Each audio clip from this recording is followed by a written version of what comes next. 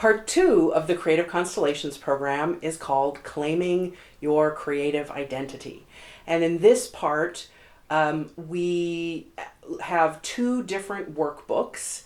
The first one is called The Big Sort. And in The Big Sort, you're going to go through a process of really sorting and sifting through descriptions of each of those 25 creative modes that I talked about in part one. And you'll get to really dig in and understand each one of the modes first at a sort of summary level.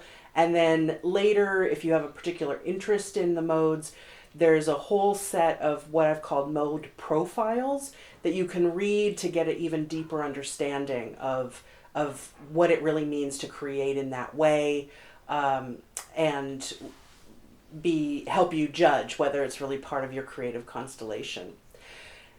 The sorting process that you're going to undertake is to take those 25 creative modes and group them into 4 groups.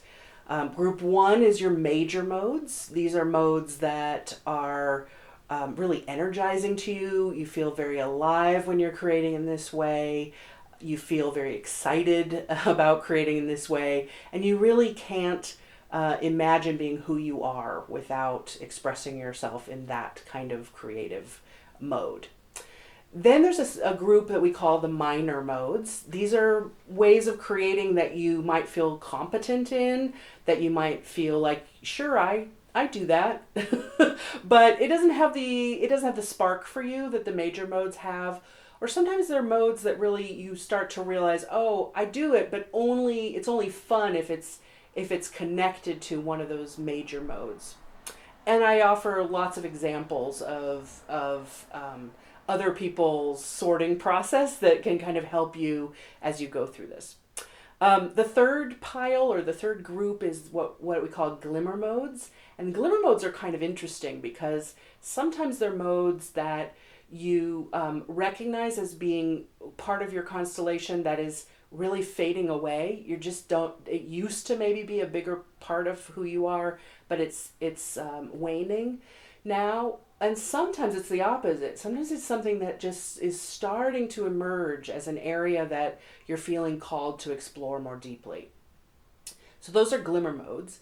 And then the fourth group are the nope modes. And it's actually very validating, and people get a sense of empowerment sometimes, being able to say, no, I'm not creative in that way, and then make a pile of those.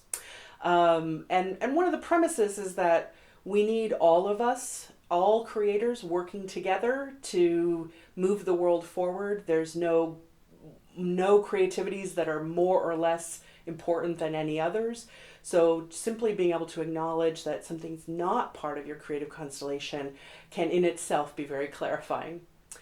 So that's the big sort. And then the second workbook that's part of this segment of the course is called Don't Panic. And it's called that sort of jokingly because most of us are raised to try to simplify our sense of self and our story that we tell about ourselves.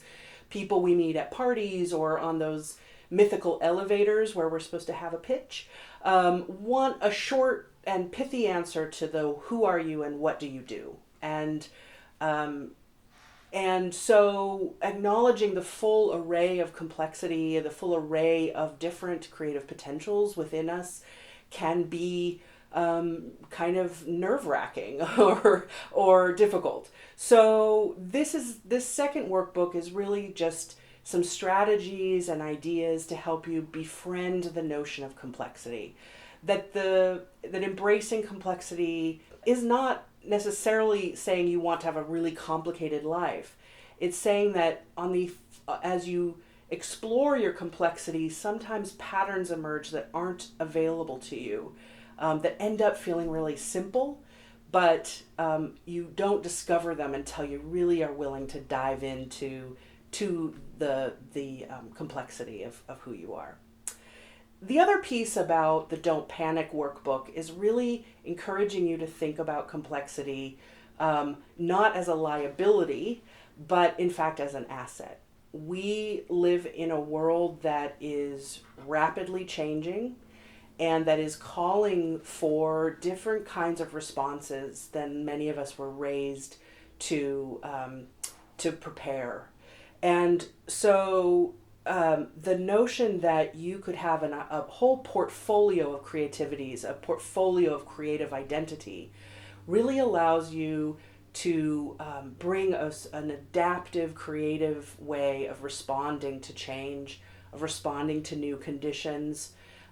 It makes you a more flexible person when you can think of not just the one thing that you're the master of, but the array of things that interest you and make you feel alive, and that are the kinds of problems that draw your attention and your caring and curious imagination.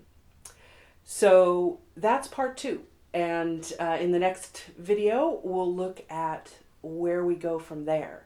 And in part 3, things really get interesting.